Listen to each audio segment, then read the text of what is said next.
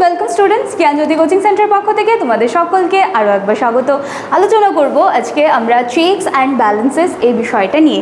ঠিক আছে, আলোচনার বিষয় শুরু করার আগে একটা ছোট্ট ইনফরমেশান দিয়ে নিতে চাই। দেখো, এক্সাম তো তোমাদের আর তো বেশি দিন নেই, অলমোস্ট চলেই এসেছে। এখনও যারা প্রিপারেশন ঠিক করে শুরু করোনি বা যারা আজ পড়বো কাল করবো করে পড়ছো বা ভাবছো, তারা কিন্তু অলরেডি লেট। এবং আমাদের চ্যানেলের দ্বারা প্রোভাইড করা ভিডিওসগুলো যারা প্রত্যেক দিন দেখছো কিন্তু ভাবছো যে আরে 2 দিন পরে যোগাযোগ করবো, 3 দিন পরে যোগাযোগ করবো, তারাও কিন্তু অলরেডি অনেকটা লেট।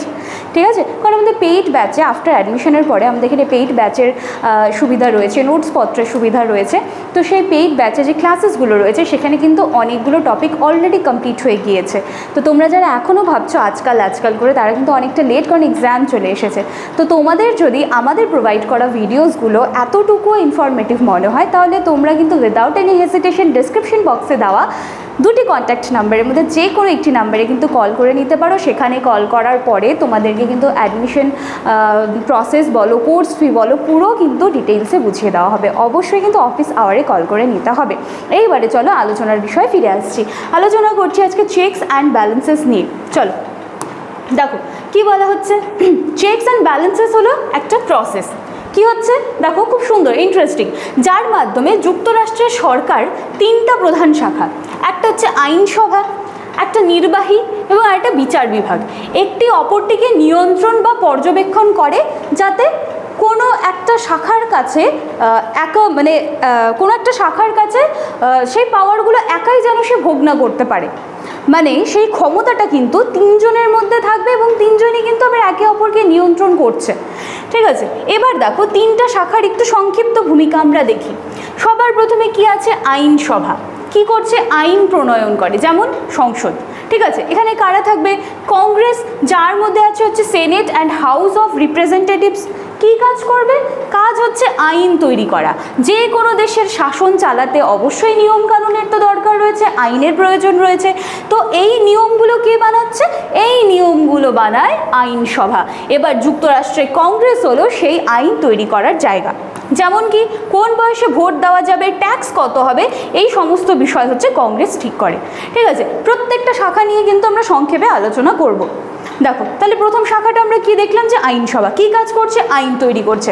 আচ্ছা, এরপরে কি আছে দেখো, নির্বাহীর কাজ কি আছে, নির্বাহীর কাজ হচ্ছে যে দেখো আইনটাকে কার্যকর করবে। আগে কি দেখলাম, আইন হচ্ছে তৈরি করা, এখানে কি হচ্ছে আইনটাকে কার্যকর করা। যেমন রাষ্ট্রপতি ও প্রশাসন, কারা আছে, রাষ্ট্রপতি, মন্ত্রিসভা, বিভিন্ন সরকারি দপ্তর। কী কাজ করবে, আইন বাস্তবায়ন করা। কোনো একটা আইন তৈরি করা হয়েছে, এইবার সেটাকে বাস্তবায়িত করতে হবে।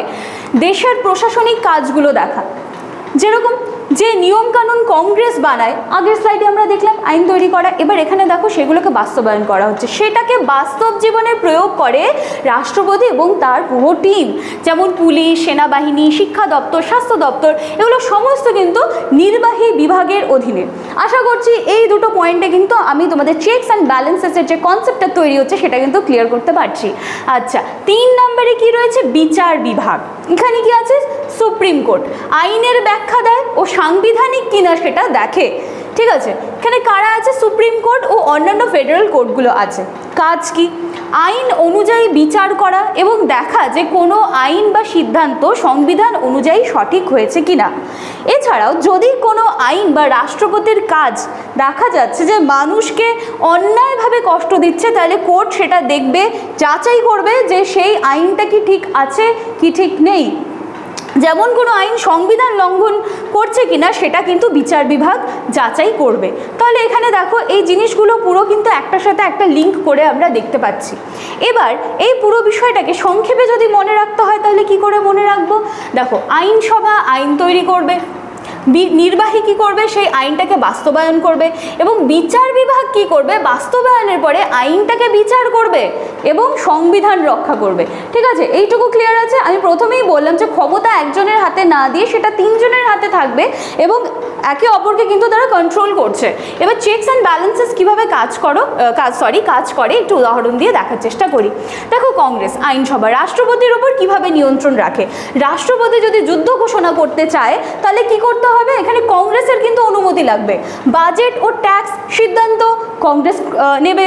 রাষ্ট্রপতির বিরুদ্ধে ইমপিচমেন্ট আনতে পারে। আবার প্রেসিডেন্ট কংগ্রেসের ওপর কিভাবে নিয়ন্ত্রণ রাখবে, কংগ্রেসে পাশ হওয়া কোনো আইন রাষ্ট্রপতি ভেটো দিয়ে দিতে পারেন, অর্থাৎ সেই আইন কিন্তু তিনি বাতিল করে দিতে পারেন, ঠিক আছে, জরুরি অবস্থা ঘোষণা করতে পারেন। এবং 3 নম্বরে কি আছে, 3 নম্বরে আছে সুপ্রিম কোর্ট, বিচার বিভাগ।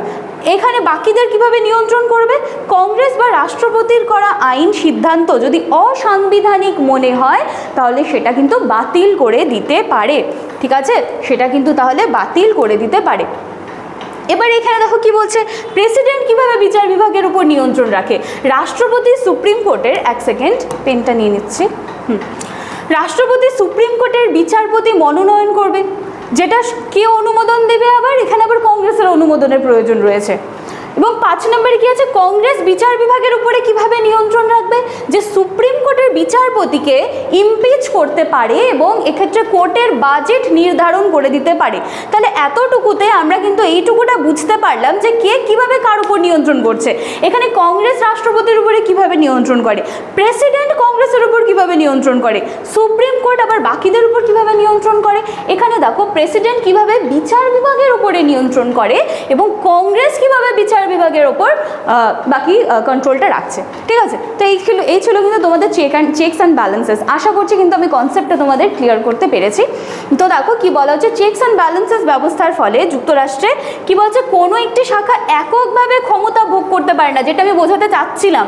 প্রতিটা শাখা অন্য দুটির ওপর নজরদারি করে যাতে গণতন্ত্র বজায় থাকে এবং ক্ষমতার অপব্যবহার কিন্তু না হয়, ঠিক আছে। তো এই ছিল তোমাদের আলোচনার বিষয়। এবার দেখো লাস্ট স্লাইডে তোমরা দুটো কন্ট্যাক্ট নাম্বার দেখতে পাচ্ছ। এই নাম্বার দুটি হলো আমাদের জ্ঞানজ্যোতি কোচিং সেন্টারের অফিসিয়াল হেল্পলাইন নাম্বার। যে কোনো একটি নাম্বারে কল করে তোমরা কিন্তু সরাসরি আমাদের সাথে যোগাযোগ করে নিতে পারো। আজকের ক্লাস বা আলোচনার বিষয় এখানেই শেষ করছি। দেখা হচ্ছে নেক্সট দিনের ক্লাসে। Thank you.